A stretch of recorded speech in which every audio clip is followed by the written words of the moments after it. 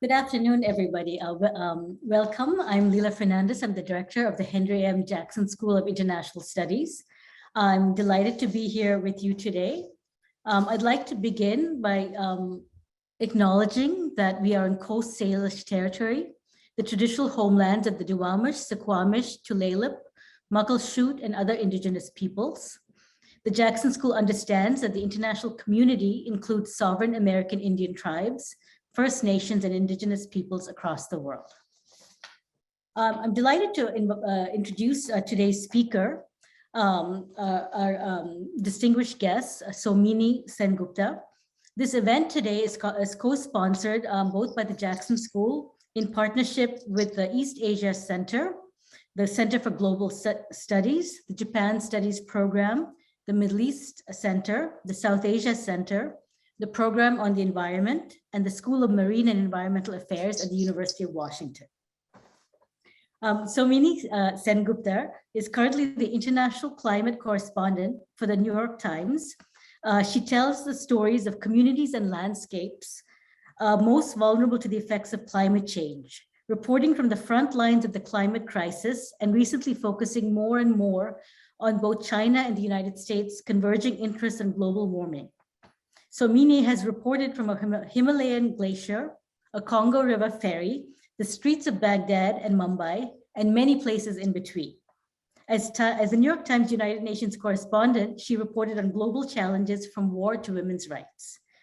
She's the recipient of a George Polk Award for foreign reporting and the Women's Media Center's Exceptional Journalism Award, as well as awards from the National Association of Black Journalists, the New York News Women's Club, and the United Nations Correspondents Association.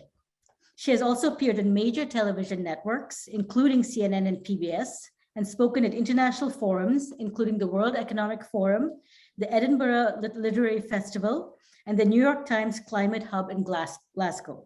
Her book, quote, The End of Karma, Hope and Fury Among India's Young, was published in 2016 by W.W. Norton. She grew up in India, Canada, and the United States, graduating from the University of California, Berkeley. And if you'll just give me a minute, I also would love to announce some breaking news, I believe this is. I'm delighted to also announce that she is taking on an exciting new role as the anchor for the New York Times Climate Forward newsletter.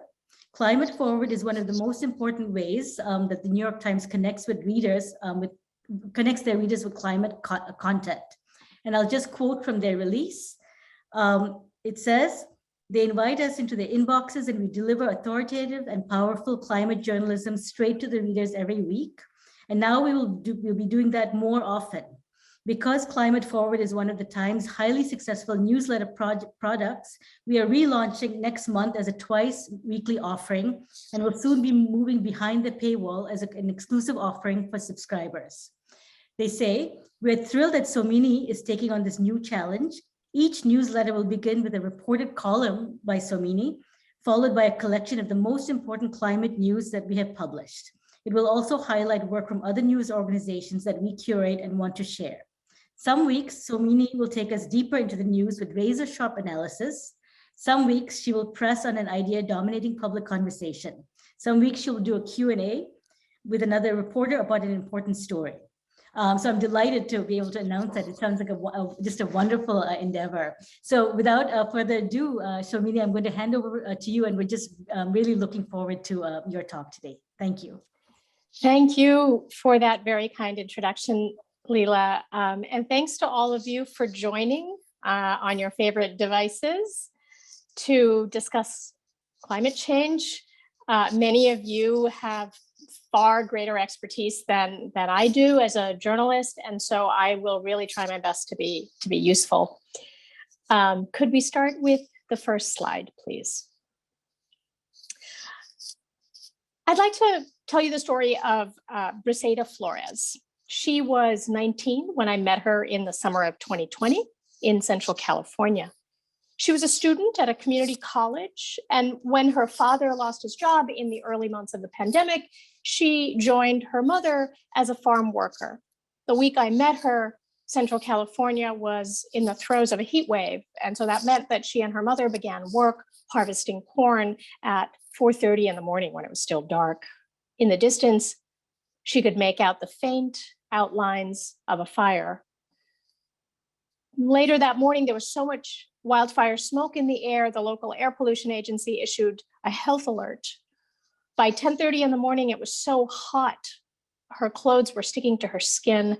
Her crew called it quits. It was just too hot to go inside those tall rows of corn. Miss Flores said she came home and just went to bed. I tell you this story because this is a story about how climate change aggravates now, not in the future, but now, the hazards of life and work for some of our country's most marginalized people. In this case, those who help to feed the rest of America by doing backbreaking, often low-paid work. And the story sums up, for me, a few of the lessons that I've learned covering the human toll of climate change. And I want to talk about these lessons further this afternoon. One, we have already changed the climate of the planet we live on measurably, but where we go from here is up to us. Lesson two, those least responsible for the pollution that's causing this climate change often face some of its most acute consequences. Lesson three, this is a super important decade, both to adapt to life on a hotter planet and to quickly pivot away from the combustion of oil and gas and coal in everything that we do.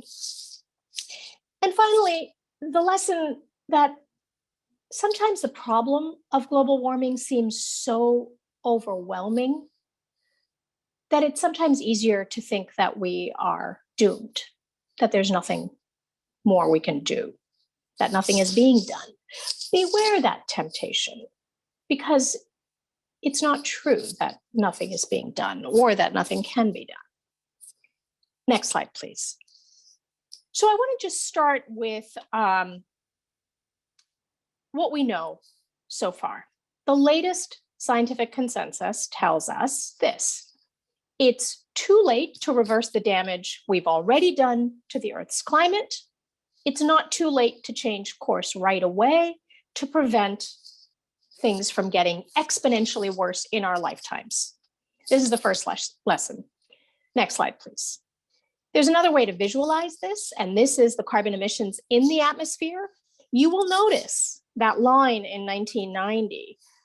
That tells me that half of the emissions in the atmosphere have come since 1990. Basically, since I started, my adult working life. It's also in the years since scientists presented the first Intergovernmental Panel on Climate Change report. So as a result of this fast rising emissions in the atmosphere, the global temperature today is about 1.1 degrees Celsius higher than it was 150 years ago. So that's the baseline, about 1.1 degrees hotter already, a little over 2 degrees Fahrenheit, than at the beginning of the industrial era. That's because, and there is no scientific debate about this, that is because of human activity, because we have burned a lot of oil and gas and coal. And by we, I mean mainly the United States and the countries of Europe, and since the mid-1980s, China. Next slide, please. The US, as you can see in this graphic that my colleagues made, the US is the biggest emitter of planet warming gases in history. China is the biggest emitter at the moment and quickly catching up to being a very large historic emitter. These two countries, the United States and China, are therefore crucial to reining in climate change for the rest of us. They also happen to be locked in a great power rivalry at the moment. So the question is, will they cooperate to reduce emissions, or will they compete in the race to pivot from a gray fossil fuel driven economy to a green one? This is, I think, one of the biggest stories for all of us to watch. The impacts of the warming so far are being felt already. I don't have to tell you, those of you who are in Washington, you have felt that yourself in the horrific heat wave in the Pacific Northwest last year. Next slide, please. This is one way to visualize how abnormally hot it was last summer. But while the problem is global, the impact of climate change is not evenly or fairly spread, not at all. And the parallels to the coronavirus pandemic will now be quite obvious to you. Like the pandemic, climate change exposes the sharp inequities that already exist in our societies, whatever country we're in. Next slide, please. If you're poor, you're likely to be much more vulnerable to extreme heat. That comes from a story I wrote in the summer of 2020. You might be unable to afford an air conditioner. You might not even have electricity when you need it. You may have no choice but to work outdoors under a sun so blistering that first your knees feel weak and then delirium sets in. Or the heat might bring a drought so punishing that no matter how hard you work under the sun, your corn withers and your children turn to you in hunger. That's from that story I wrote. It was part of a series on climate inequities in 2020. Mind you, decisions made in the past often affect climate impacts today. So for example, as my colleagues have written, in the United States, redlining can place a city's Black residents at far greater risk of extreme heat because they may end up living in a neighborhood with fewer trees where hot days feel even hotter. Or as other colleagues have written, the forced relocation of Native Americans has left many Native communities exposed to far greater climate risks today. There's also another impact on inequality. Extreme weather events, including storms, heat waves, sea level rise, can push poor people deeper into poverty. In Honduras, for example, Hurricane Mitch had quite different impacts depending on whether you were a very poor Honduran or a relatively well-off one. One study calculated that if you were in the bottom 20% of Hondurans, you lost nearly 20% of your assets in that one hurricane. If you were in the top 20%, far less, you lost about 3% of your assets. What about the gap between rich and poor countries? Well, there was a study a couple of years ago that estimated that the impacts of climate change had already increased economic inequality between rich and poor nations. Next slide, please. And so I have come to think of global warming as one of the most profound inequities of the modern age, and that is lesson number 2. It also shapes, I think, the question, should the so-called solution, should ways of addressing climate change, how should we look at inequity in those solutions? Are those solutions going to widen inequity or redress the basic inequalities in our societies? So where are we now? So the latest scientific consensus tells us that no matter what we do now, a hotter future is locked in. The average global temperature, that baseline, is likely to rise around 1.5 degrees Celsius by 2040. No matter how we draw down emissions, 1.5 degrees of warming is locked in by 2040, pretty soon. And that's the next lesson. That means we've got to pivot fast. We have to adapt to a world that's hotter and more extreme. That means changing where we live, potentially, how we work, how we design our cities, how we grow food, how we build things.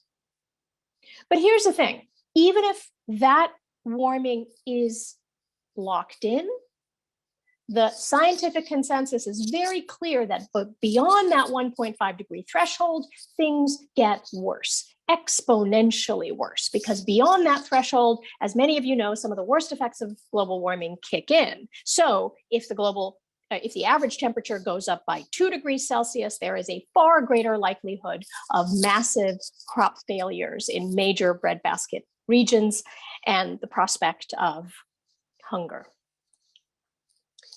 And that brings us back to the first lesson, which is that the future is not foretold.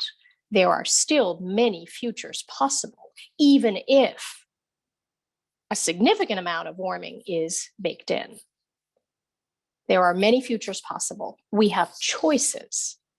The choices we make during this decade to draw down the emissions of planet warming gases are crucial, because the science tells us that to avert the worst consequences, to keep it within that 1.5 degree threshold, requires cutting emissions by half by 2030.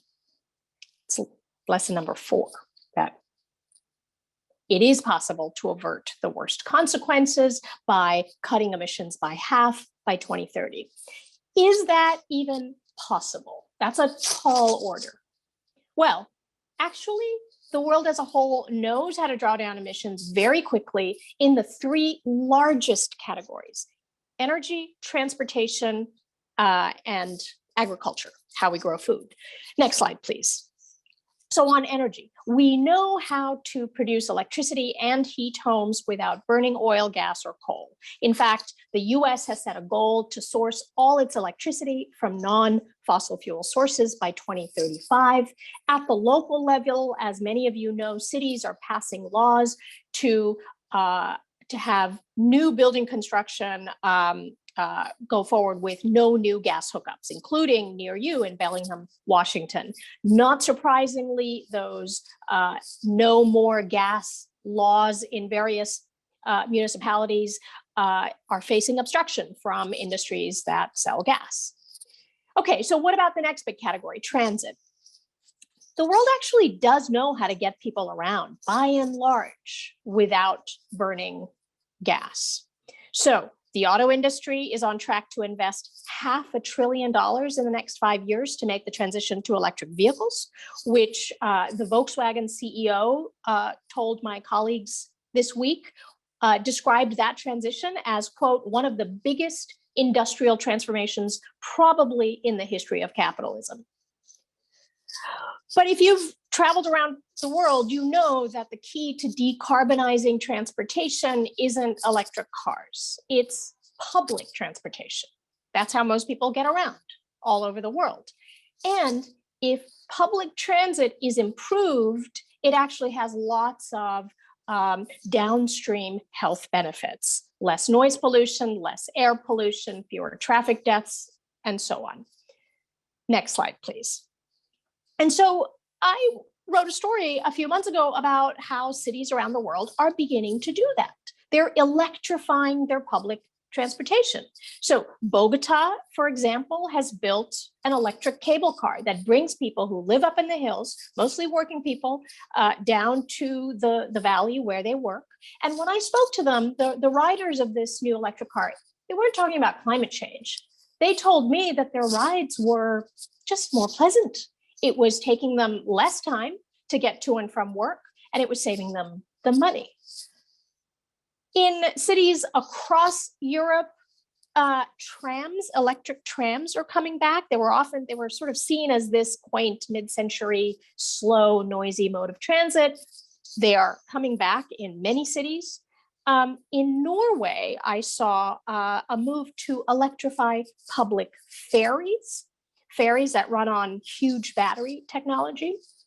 And of course, several Chinese cities have fully electric public transit systems. The problem there is that the electricity is produced by burning a lot of coal. China burns more coal than any other country by far. And so that still remains a real challenge. Now, for the third category, where we can reduce emissions really in a big way, next slide, please, is in the growing and selling of food, land use and agriculture, as it's known. So there are 2 very effective things we know how to do. One is to stop mowing down forests to grow food, especially things like corn and soy to feed cattle and pigs and chickens. And there's another thing. It's actually a really big source of emissions. And I bet many of you know what that is. It's, I call it the lowest hanging fruit, pun intended. It's food waste. food waste accounts for 8% of global greenhouse gas emissions, which is considerably more than, for example, aviation. In America, 1/3 of the food that we grow is not eaten. It's wasted. That's wasted soil, fertilizers, energy to transport all those tomatoes, energy to package everything. And when that ends up as trash in landfills, of course, it's also a big source of methane emissions. Methane is a super potent greenhouse gas. Okay, so if we know how to do so much to reduce emissions in these three big categories, are we making any progress? Next slide, please. So take a look at this graph. Before the Paris Agreement in 2015, the world as a whole was on track to warm an average of nearly 4 degrees Celsius by 2100. So baseline temperatures were on a trajectory of 4 degrees Celsius warming by 2100. Today, if all countries keep their pledges that they've made, which is a big if, we're on track to warm by around 2.7 degrees Celsius. Is that movement? Yes. Is that enough? Clearly, no. 2.7 is still quite a devastating pathway. We can talk later if you want about who stands in the way of change, but there's one more thing that I want to share with you. Sometimes we think of climate change as so polarizing that we in the United States are so divided that we can't do anything, that we're paralyzed. Well, take a look at this next graph. Next slide, please. The Yale Center for Climate Change Communications, it conducts a regular public opinion survey. The latest such survey finds that among Americans, 8% are dismissive of the problem. That number has remained, pretty stubborn. It's actually gone down a little bit. That share has gone down a little bit. But take a look at the bottom of this graph. A majority of Americans, 56%, are alarmed or concerned, and another large share is cautious. So this is just another way to think about really who is concerned, even in the United States, about this problem. And it turns out many of our fellow Americans. Some more survey data from this same Yale Center for Climate Change Communications. It finds that in the US, 57% say they accept that climate change is caused mostly by human activity. That number is far higher in most other countries, by the way, but 57% is notable in the United States. 86% favor more public funding for renewable energy research. And here's the really interesting one. 78% want schools to teach about global warming. So here's my final lesson, lesson 5. Sometimes the problem seems so big, so unwieldy, so overwhelming that many people find it easier to throw up their hands and say, we are doomed. There's actually little scientific evidence to support the hypothesis that we are necessarily doomed, because as I've been showing you, there are actually several pathways available. And actually, people are addressing climate change in all kinds of ways, all over the world. They're using their skills, they're using their passions, they're doing what they're good at in their own communities, in their workplaces. They are ordinary individuals like me. They are powerful people in boardrooms, in government capitals. Next slide, please. So I want to give you a few examples. Of course, there have been large, sustained, largely youth-driven protests all over the world, in cities in the global north and south. But everybody can't go out there and protest. Lawyers are taking fossil fuel companies to court. It's another example of things that people are doing. Shareholder groups are pushing publicly held companies to shift faster to clean energy. There are divestment movements, namely in all kinds of universities. There are architects trying to build homes and hospitals and office buildings for a hotter planet. There are entrepreneurs trying to figure out how to retrofit old buildings so that they don't use gas anymore for cooking and heating. There are researchers who are trying to grow a certain kind of red seaweed to cut down on methane coming from cowbirds. Next slide, please. There are artists creating all kinds of work. This one always stopped me in my tracks when I saw it. Every day I saw it. This is a installation piece made of more than 3,000 LED light bulbs, and it was erected on the Clyde River in Glasgow, right in front of the convention center where the last climate talks were being held. And it stopped me in my tracks every day, and it made me think. What about journalists, people like me? Well, it's our job to help readers understand the world better. That's our mission. And that's what I'm trying to do, to bear witness to the human toll of the climate we have already changed, to show who has caused the problem, to show who is standing in the way of change, to show who is pushing for change. So my job is to chronicle the world as it is. And yes, sometimes also chronicle the efforts of people who are trying to create a better, fairer, healthier world. Because back to lesson number one, the future is not foretold. We have choices now. Thank you for listening. I want to just close with the next slide and encourage you to subscribe, if you haven't already, to our currently once a week newsletter. It lands in your inbox with news of what's happening, all the news of how climate change matters. And I will soon be taking it over, and I will, my promise to you is to show you in all kinds of ways how climate change matters to our lives. So thank you very much.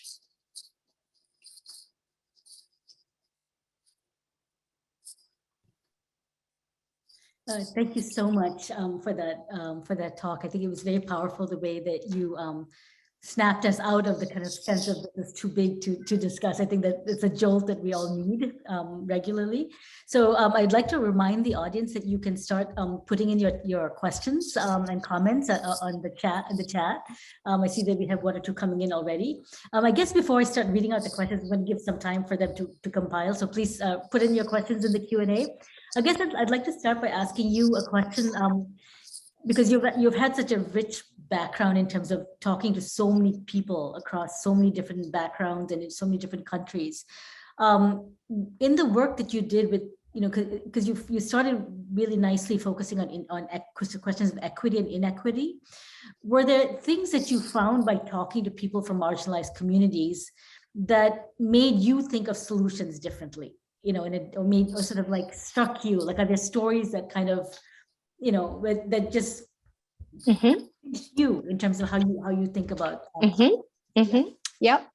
Yeah, that's a really good question. And mind you, I have been the global climate correspondent for the last 4 years or so. But before that, I was an international reporter. I was based in West Africa. I was based in South Asia. And there were stories that I would come across that were clearly, the impacts of climate change. So I remember very well going to Bangladesh, where erosion was a real problem, and sea level rise and storm surges would regularly wipe out villages and farmland. And of course, that has only accelerated in all kinds of places. One thing that is really starkly clear to me is that the need for adaptation at scale is massive, and now. So I think in the climate conversation, we rightly talk and we write a lot about the mitigation of greenhouse gas emissions, right? Decarbonizing economies and who is promising to do what. But the climate risks are being felt now. They are a now hazard and not a future hazard. And so the need to adapt right now, especially for the world's most vulnerable, is extremely pressing. I've seen that myself. And just, as an example, I went to Manila a couple of years ago to write a story looking at how people who live along the coast in Manila are contending with the effects of sea level rise and climate change, and how the people living in the greater San Francisco area on the other side of the Pacific are contending with it. And, the folks who live on the coast in Manila do not have the kind of, and the city of Manila doesn't have the kind of resources, right, to prepare for a changing climate. And the people who live on the coast routinely see their houses wiped away, their houses made of bamboo and tin, and they have to pack up and leave. I saw people in neighborhoods where the flooding was so frequent and so recurrent that people were having to borrow money to physically raise the foundations of their homes so that they could be above the flood line. And this is all the more pronounced in Manila because of land subsidence that has to do with other kinds of issues in Manila. So it certainly made me think, well, if a better kind of house was built for people who live in such fragile, in such vulnerable conditions, not only would it make them better able to cope with what is already here, but perhaps it would make their lives better. Clearly, it would make their lives better and healthier. So adaptation, when considered this way, could perhaps also have other benefits. Yeah, and it's interesting. Again, it's an example of how practical and immediate the solutions can be. So we have a ton of questions coming up in the chat room, which I'm going to try and keep up with. One immediate one I'm just going to answer, which is somebody is thanking you for your fantastic talk and asking if it's recorded. The answer is yes, because they want to follow up on your stories and I think do some research. So we will be making the recording available. So the questions are ranging because of the breadth and depth of your talk, from very practical questions to more sort of broader questions. And I love practical. So I'm going to give you a I'm an immigrant. I'm a child of immigrants. I love practical. Okay, yeah. So then in that case, I'm going to flip the order of what I was about to ask you. So here's one very specific question. Someone is asking, how do we assure that electric vehicles are not charged with fossil fuels to produce the electricity? Yeah, it's a really good question. So it is kind of a problem if the electricity, as in China, is still coming from coal, but transportation is all plugged in. So these two things kind of need to go hand in hand.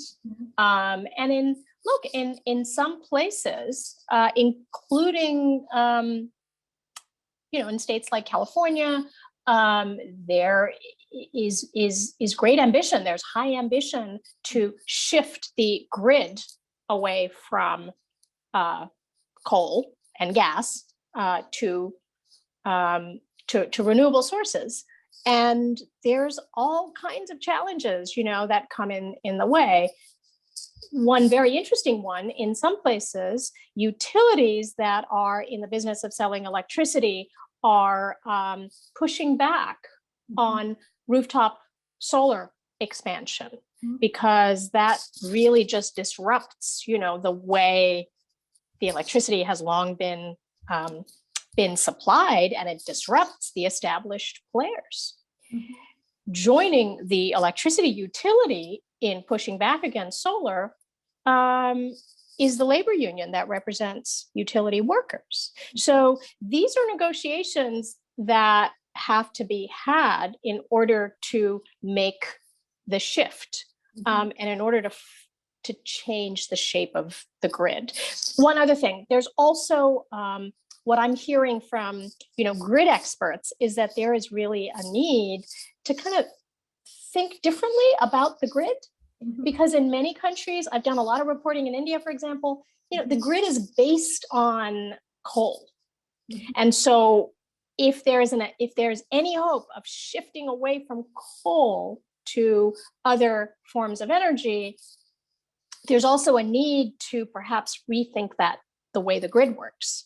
And that's going to be complicated. But there's a lot of like practical things to do, not starting with, yes, decarbonizing the energy. And we know how to do that, but there are just these, there are these human obstacles. Yeah, thank you. I'm sure that the audience member will appreciate the very detailed response. So here's another specific question, which is actually about the data which you were presenting on the peaks concerning the shifts in concern about the environment. And the person is asking, what was happening that was, what do you think that was making the shift in the attitudes towards climate change? Like, what do you have? Right.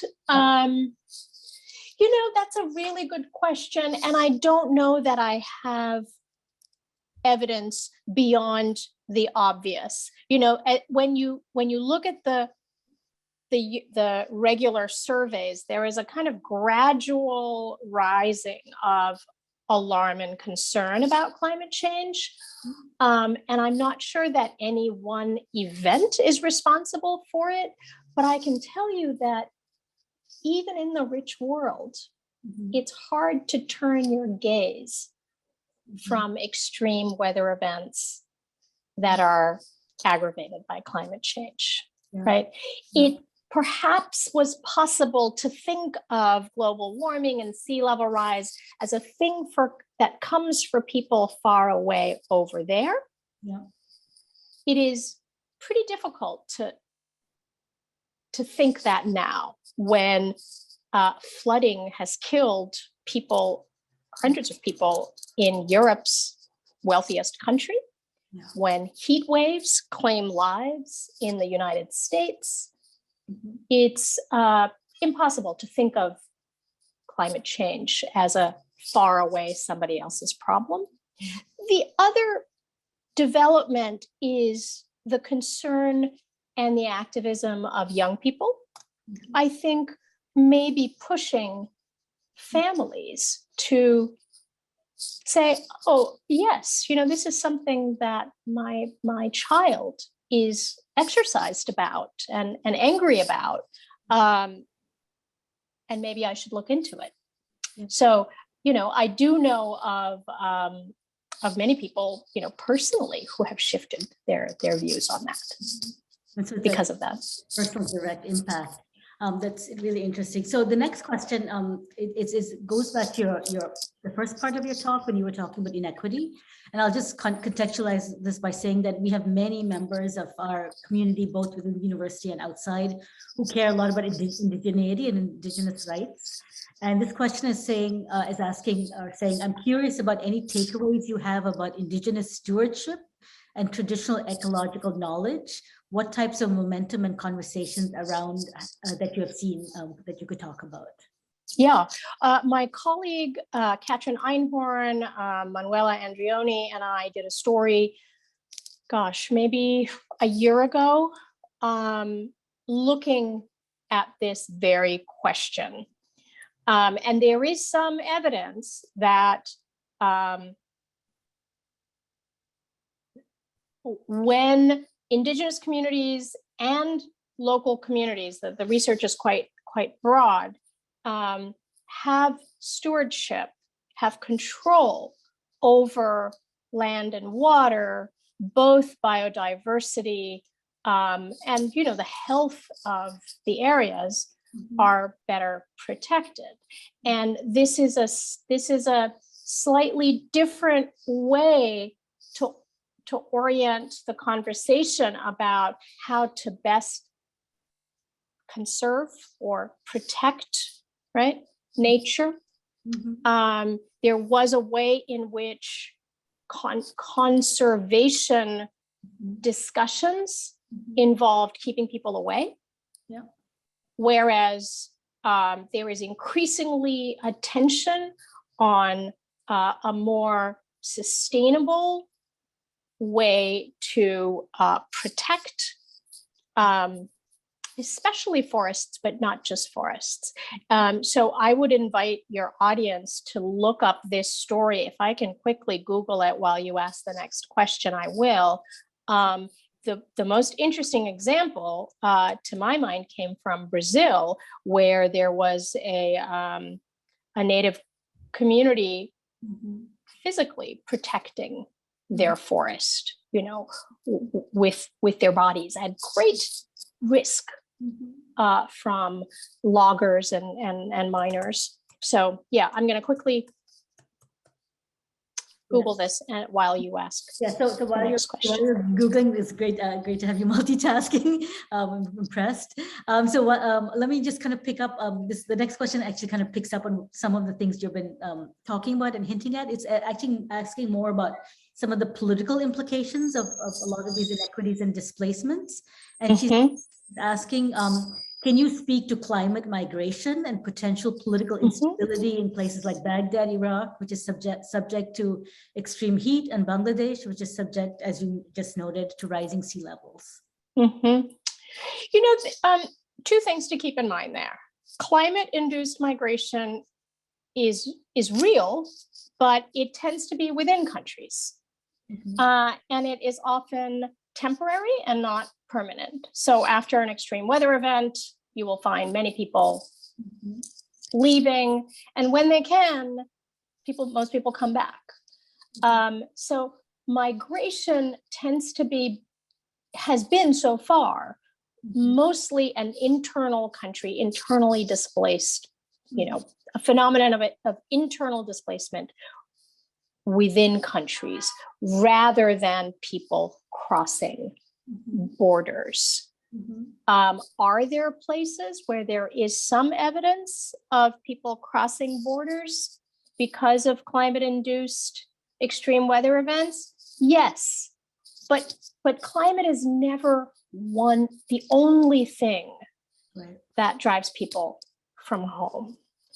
It's generally a combination of things exacerbated by climate change. So they may be fleeing conflict, as in the case of, you know, Honduras, for example, where climate and conflict, you know, are both factors. I did a story many years ago in West Africa, where I went to the city of Agadez in Niger, which is kind of a crossroads city where, you know, young men mostly from all over West Africa pass through on their way to Libya, and some of them to cross the Mediterranean. You know, and there were a host of reasons, including the slow burn of climate change. And lastly, there is little evidence that climate alone is the reason for conflict, is the spark for conflict. Could it exacerbate conditions? Absolutely. Could it make things just absolutely miserable for civilians, as in the case of Afghanistan? Yes, absolutely. But I would not, I would be wary, because we just simply don't have the evidence yet of saying a hotter climate is either going to cause conflict or B, send droves of people across borders. Yeah, that's interesting. It's also interesting how so much of what you're saying is both about the enormity of climate change, but then also about sort of everyday good policy like transport, etc., and dealing with inequality. Yeah. So, you know, not surprisingly, so I have to apologize because I'm going to be switching between different kinds of questions because lots of things are pouring in. But can I just, before I forget, the story about the indigenous people and nature and climate was published in March of 2021. And the headline was, "There's a global plan to conserve nature. Indigenous people could lead the way," with a marvelous photograph of the Awapu people in Brazil on an expedition to basically chase out illegal loggers from their land. So I invite you to look that up. Sorry to interrupt. No, that's great. And in fact, just a reminder to the audience that this will be taped. And so if you're missing any of the references, you'll be able to follow up. So not surprisingly, a number of the questions are asking really about changing public opinion, because this, and some of this is also a location in the United States. So the next one is a little bit detailed, but I think it's worth reading. The person, believe this is one of my colleagues, Patrick, who's an environmentalist, but I'm guessing. So he says, thanks for this great talk. Researchers at the Columbia University developed a guide based on psychological research on how best to change opinions about climate change. Here's the question. These researchers state that finding common ground to discuss the day-to-day impacts of climate change, that is starting where someone is at and not inundated with more science findings, is essential to changing opinions. How do you feel about this, and how may this be represented in journalism? That's very interesting research, and I would love to have a look at it. So please put it in the chat if you can. This is one of the most fascinating areas, I think, of research. It's the social science research of behavior change. In fact, I was listening to someone who was the other day studying how to nudge people into choosing more climate-friendly meals, which are also like more health-friendly meals. Anyway, to your question, I think Katharine Hayhoe, a climate scientist who speaks, who does a lot of public speaking, is really, has a really powerful argument here. And she makes the point that it's important to, one, talk about climate change. That, again, sometimes we think that it's so polarizing, I'm not going to bring it up. But actually, there are a lot of people who are concerned who may want to talk to you about it, at the Thanksgiving table. And the second point that she makes is exactly this, that it's important to meet people where they're at and to start with something that you share. So Katharine Hayhoe speaks a lot about talking to members of faith communities.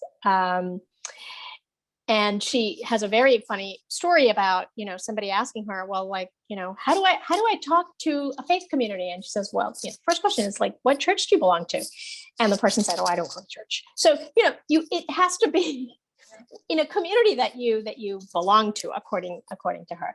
How does that apply to journalism is, I think, really worth thinking about.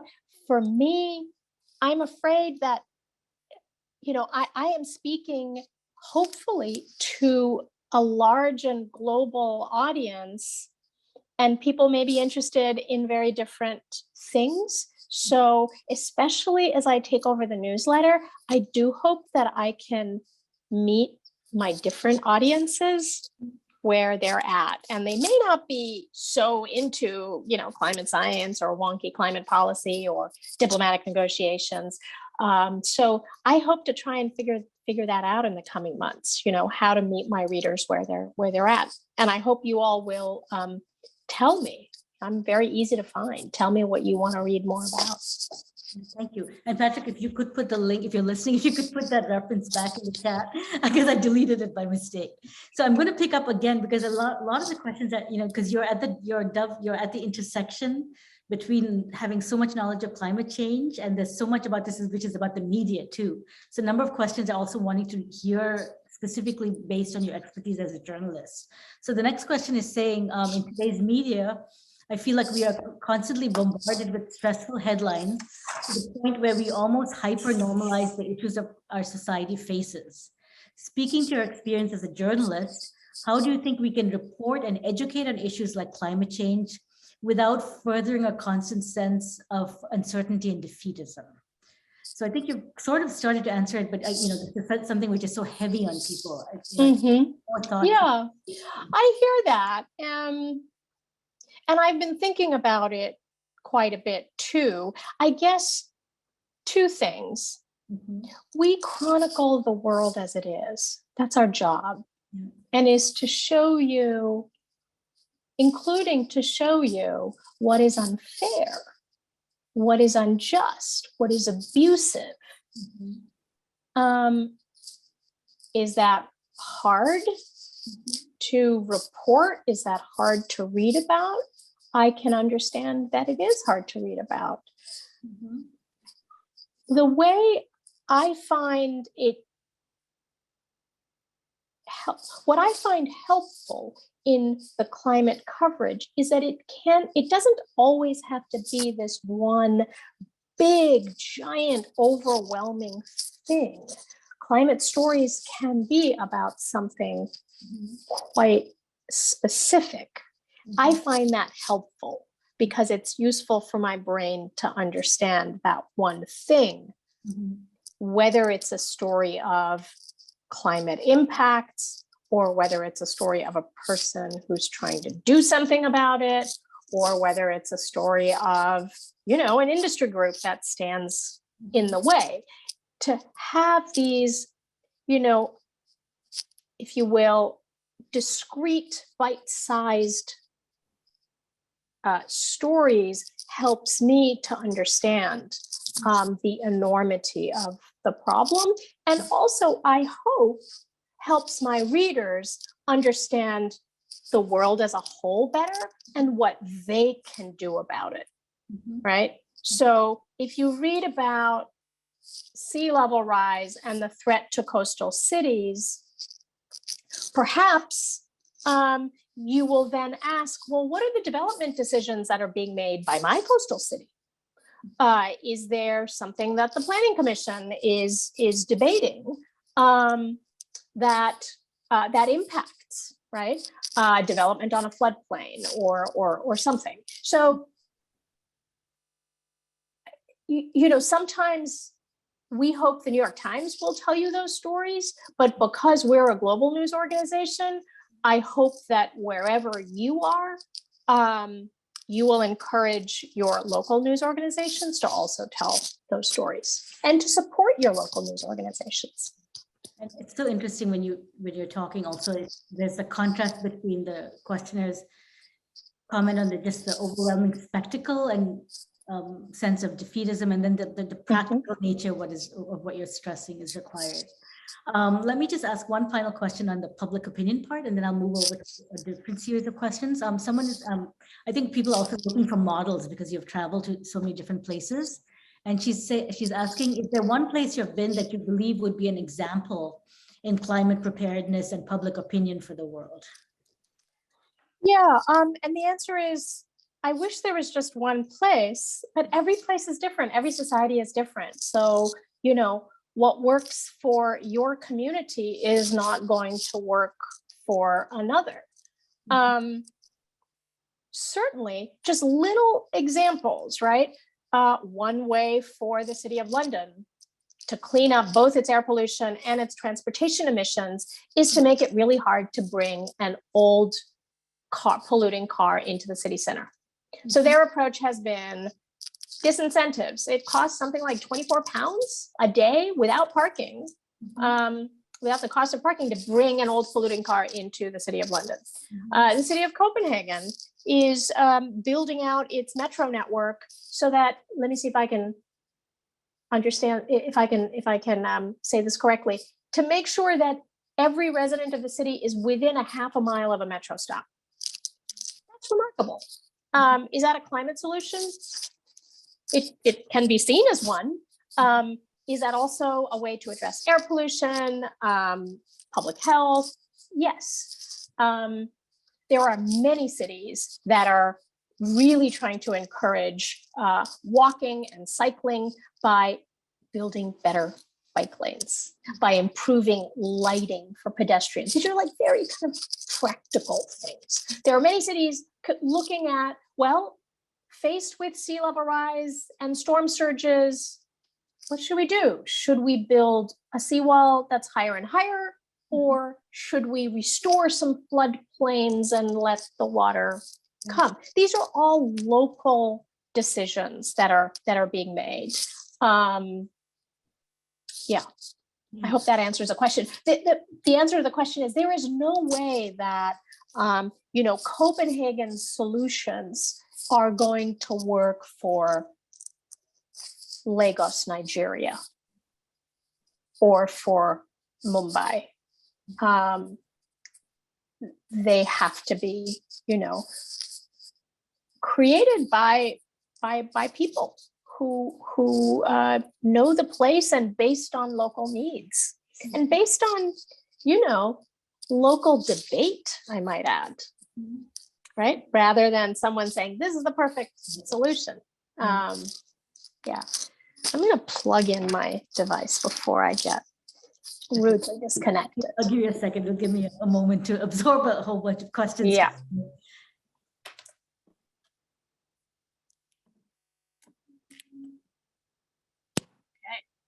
Okay. Okay.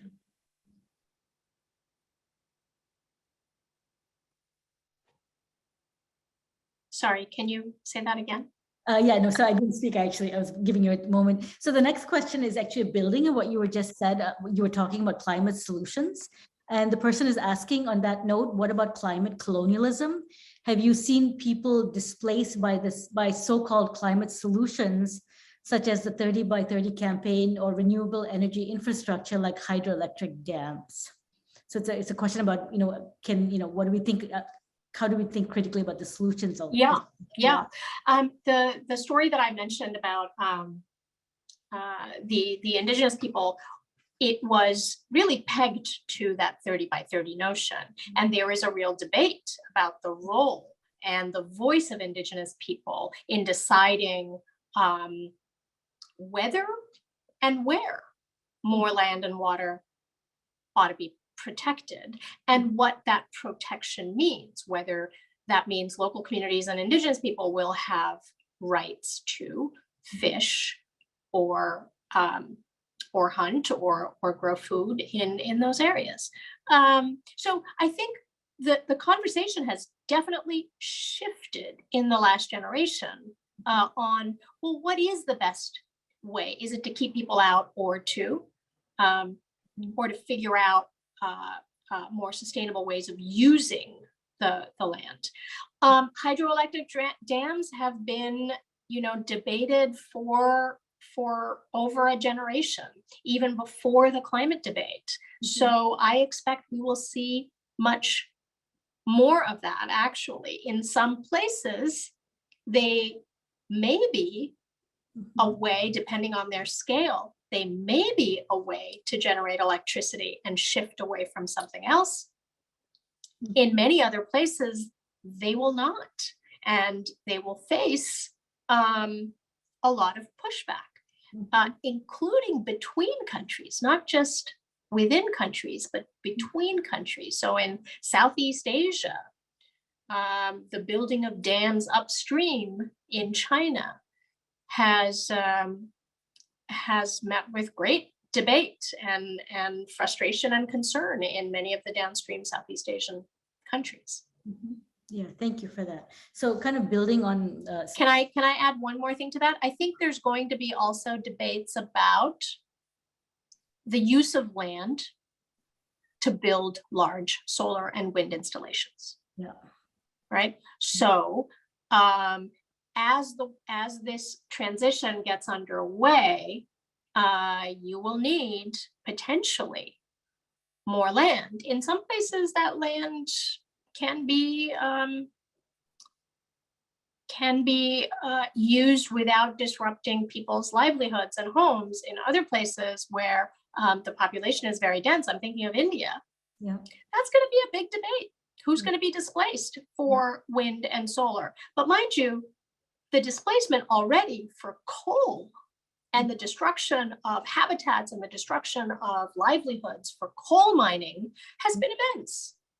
So it would be a false dichotomy that somehow renewable sources displace more people and fossil fuel sources do not. I think the conversation that every society is going to have for itself is what will be the impact on local communities, on ecosystems, and what is the right balance that every country is willing to strike. And then I guess this also links back to your earlier discussion, but equity and inequity, because in many ways, then these become sort of the traditional problems of development, which then involve, the questions of who's powerful, the political systems, state bureaucracies, because infrastructure and land are part of older development regimes, is what I'm hearing. Sure. Yeah. I mean, at whose cost? I mean, one question that I think many of our societies will be confronting is at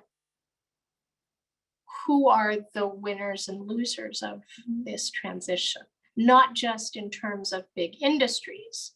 Certainly big industries, large countries, there are winners and losers in this transition. But also at what cost do societies make this necessary, clearly necessary transition? That's not a question that there's one answer to, right? I mean, every society, every country is going to be contending with that in their own ways. Exactly. And so just building on that, there's one question which is in some ways about what you're talking about. It's a very local, close to home question. The question says, you mentioned university divestment movements. And he says, as one of the original founders of the University of Washington divestment movement, I've often wondered how the media journalists view incrementalist justice movements like divestment. How do you convey the gravity of such organizing, which may move so slowly?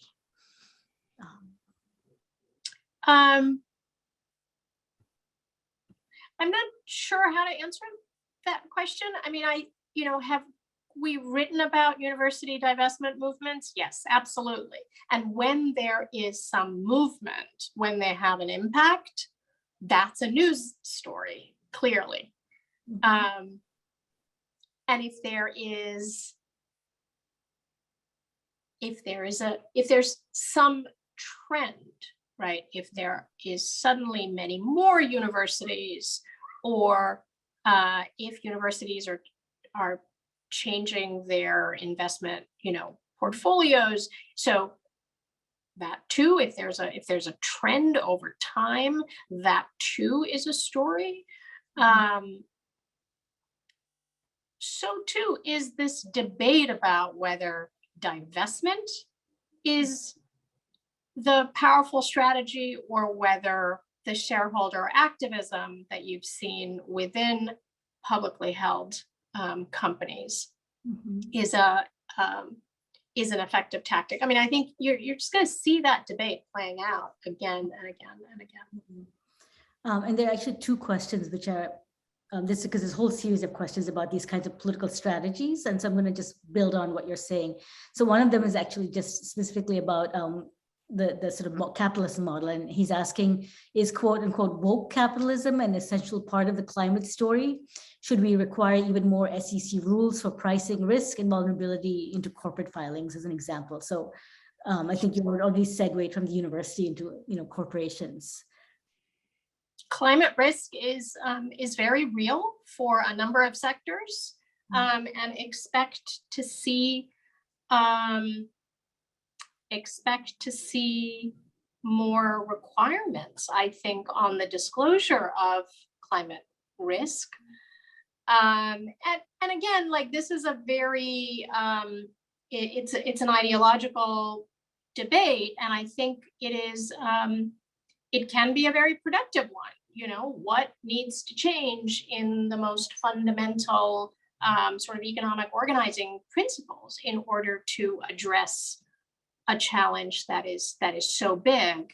And again, sort of sound like a broken record here, but these are going to be political debates that are local, and that are very different place to place. Yeah, and in some ways you're already prefiguring the question, but I'll ask it anyway, because it's representing a host of questions.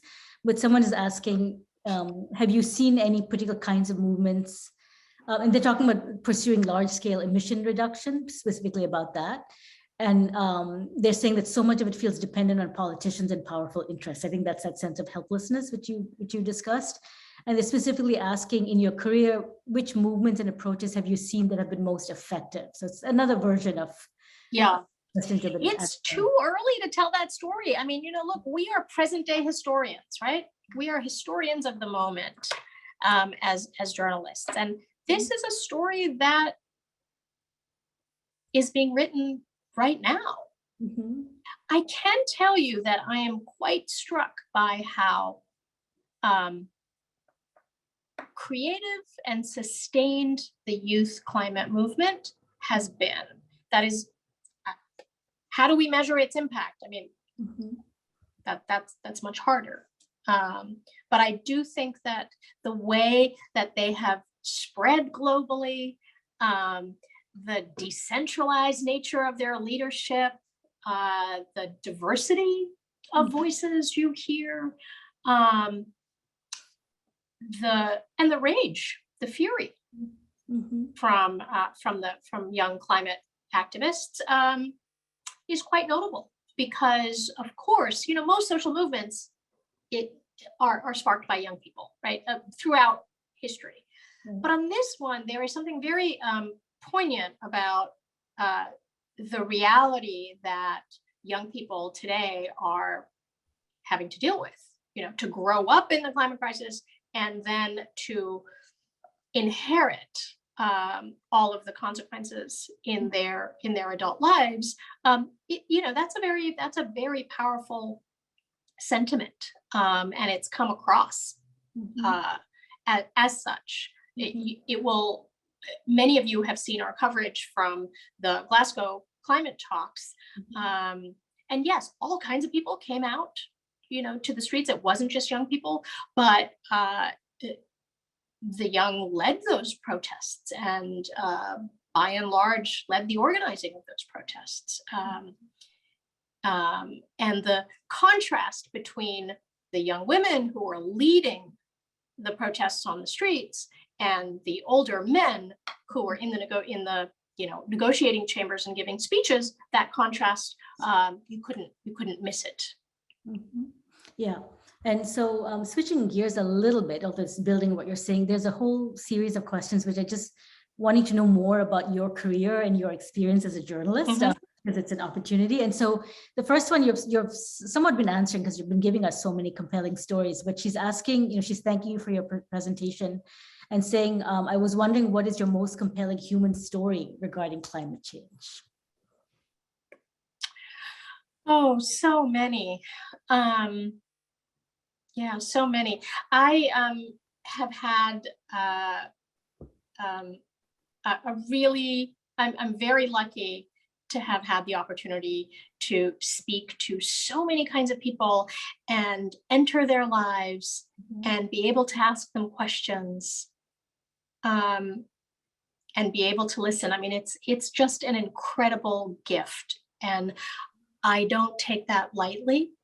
I know that, you know, no one has to talk to me; they choose to, and I do really treat that as a gift, and I carry their stories. You know, I literally carry their stories with me. You know, one story that I think is very personal is a story I did shortly after I took on this beat. I went to Calcutta, the city where I was born, to just look at the climate risks that it's facing, and it's facing pretty acute climate risks, and again, particularly the poor, who have very little, who have no social safety net to speak of. And also what I learned was how past decisions had made the city as vulnerable as it is today.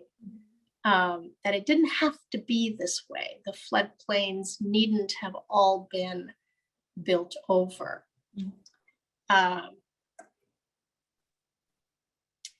Yeah.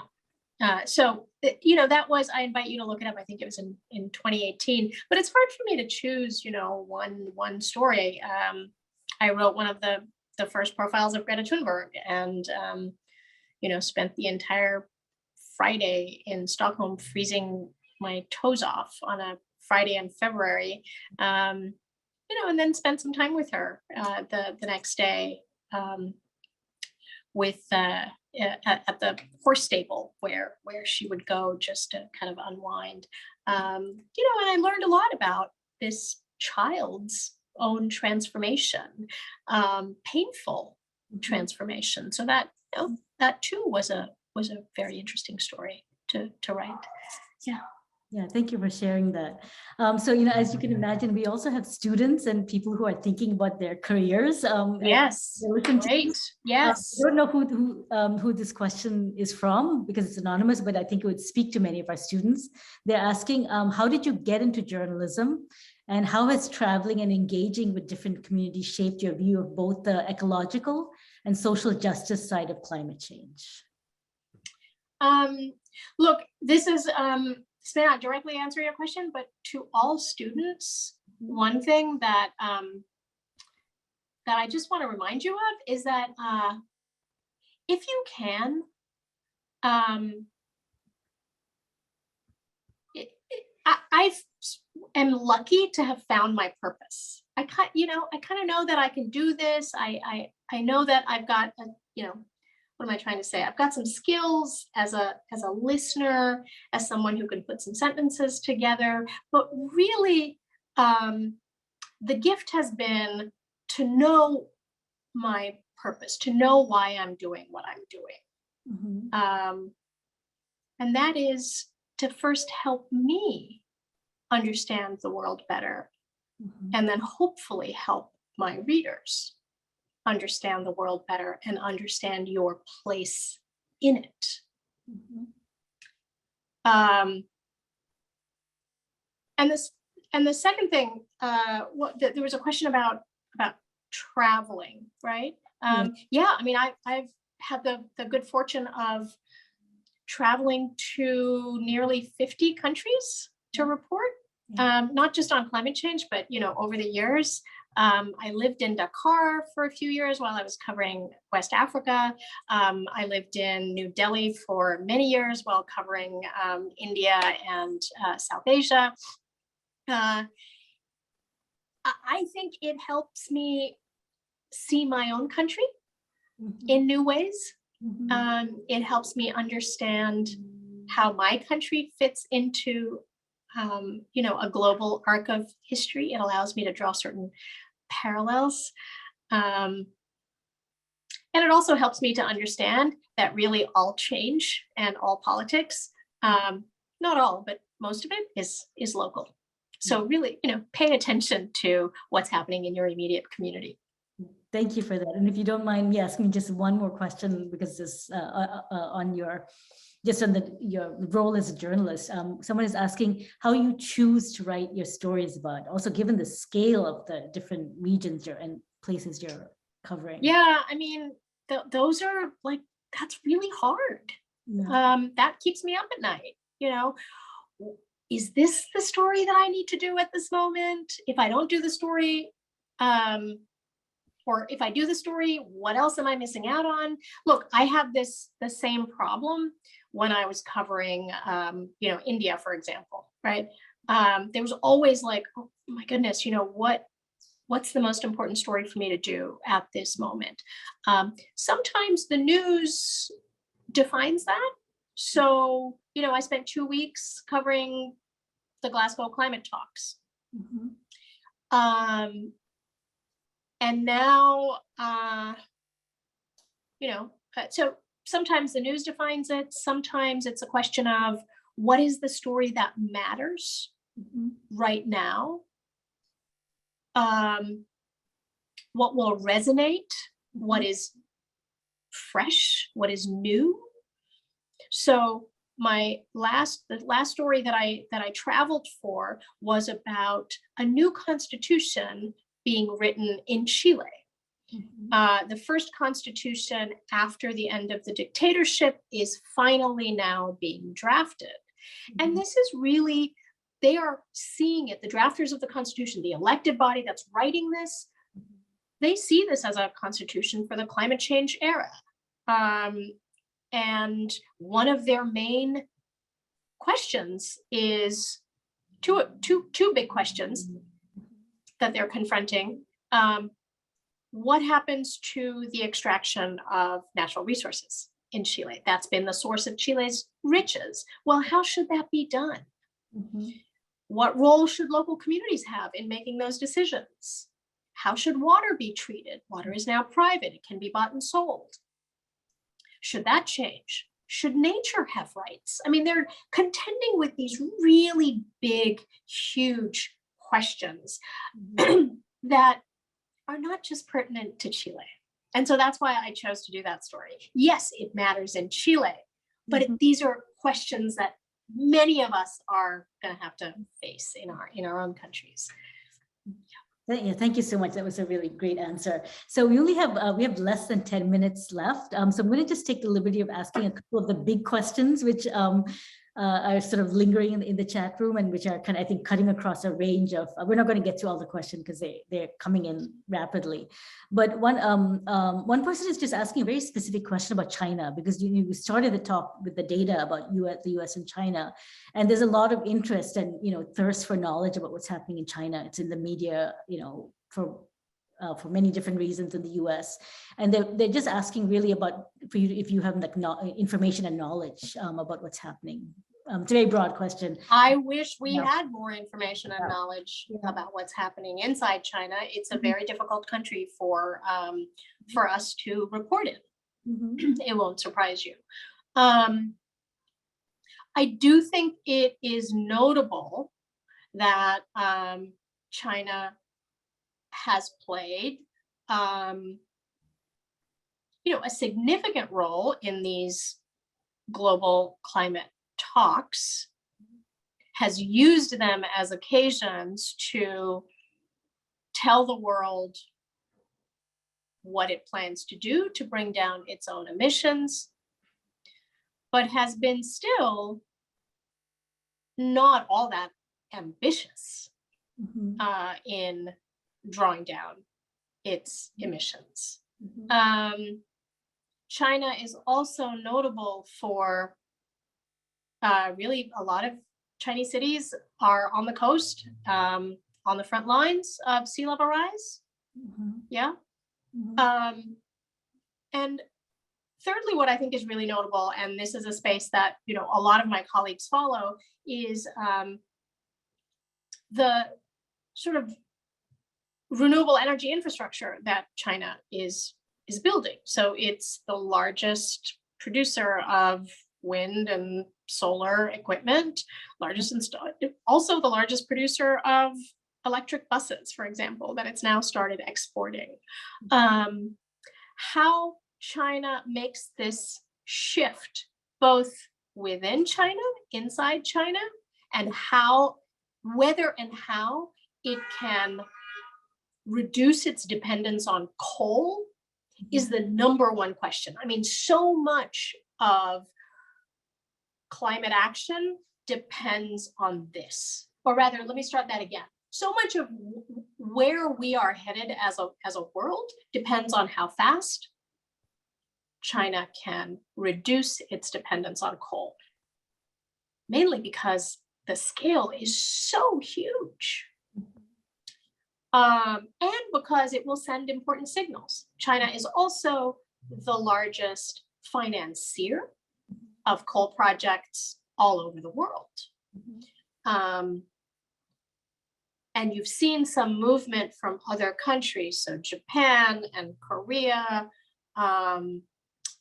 really stepping back from financing coal because of opposition in those countries, because of economic concerns, right? They don't want to be left holding the bag when a coal-fired power plant becomes a stranded asset.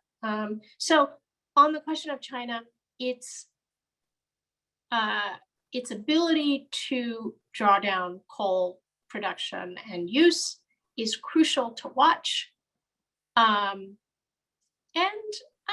I'm curious whether diplomatic cooperation on climate change is going to be what we see, or if a competition is what we see. Certainly the United States, with this new administration, has not only joined the climate accord, but rejoined the climate accord, but set pretty ambitious targets to reduce emissions, but has been thus far unable to pass any meaningful climate legislation to get there. Right. So of course, Chinese officials are watching very carefully how much the US can really do. Mhm. And lastly, again, we don't know the answer to this, but I think lastly, we will have to write the story at some point down the road of whether a big global challenge like this is better solved by a democratic system of government or an authoritarian system of government. That's really interesting. Big question. Yeah. And I think what I'm going to do is I'm going to squeeze in one more big question because I know you also have to catch a flight, so I'm mindful of the time. And this actually, I think it crosses both the US and China, given some of the geopolitical shifts. But the person is asking about the massive debt levels that are being carried by many countries and how that works against halting things like deforestation, changing farming to more sustainable practices and land restoration, et cetera. And the person is asking, how does the wealthy first world address this? But then also you have China also becoming a nation where there's debt to China. So it's in some ways, we're back to kind of the global structure. China is a very large, creditor. And I don't want to belabor the details, but I think restructuring debt relief has become part of the climate conversation and has become very much part of climate diplomacy. There are countries that are heavily indebted that argue that they can't really take measures to adapt to climate change, to become more resilient, to shift their economies, because so much of their revenues goes into paying their debts. And so there's been a push. It hasn't gone very far, but there is a push to link debt relief, debt restructuring to climate resilience. It is also raised in the reparations discussion, which we haven't, yet talked about, which is this idea from a lot of countries in the global South that they are suffering the consequences of a problem that wasn't theirs, that they did not create.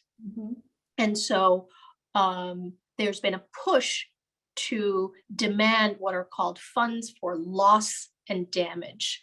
It's a polite diplomatic phrase because the R word, the reparations word, really isn't used in UN negotiations. But it is a demand for that kind of redress for historical emissions. So debt relief, debt restructuring has come into that conversation as well. If you're following in the coming months, the next UN negotiations, which are going to take place in November in Egypt, I would watch that space very closely. What conversations there are about loss and damage, because this is not a demand that many countries in the global South are going to just drop. And what are some new ways, some new instruments to link climate action to debt restructuring? And that also takes us back to our discussion of colonialism in many ways. So Mini, we have less than 5 minutes left, so I want to give you time to get to the airport without rushing. So I would really love to. I'm just delighted by the conversation. I know that this has been really, really great for our audience. I'd love to just give you a couple of minutes to if you have any concluding thoughts on any aspects. It's been such a wonderful discussion. Well, thank you really for the opportunity, and thank you for this wide-ranging discussion and the excellent questions. I really hope that all of you are able to talk about this within your communities, in your workplaces, in your families, because I think that is really important. I think sometimes we find this to be so overwhelming that we don't want to talk about it. We know it's happening, but it's so overwhelming, we don't want to talk about it. And that's not necessary. There are local, discrete things that are being done, that can be done, that play to, whatever your interests are, whatever your skills are. And I hope to share some of those lessons with you all as a journalist. And just one last thing, please feel free to throw story ideas at me, share interesting research that you all are doing or seeing in your respective areas of expertise. I do read everything. I can't always respond. I try to, but I do read everything. So Yeah. Thank I you. look forward to being in touch. And you've really given us a way forward to do some of this practical work. And thank you to the audience for your just amazing questions. And so we will now sign off, and I hope you have a safe flight. Thank you so much. Thank you, Leila. Bye-bye.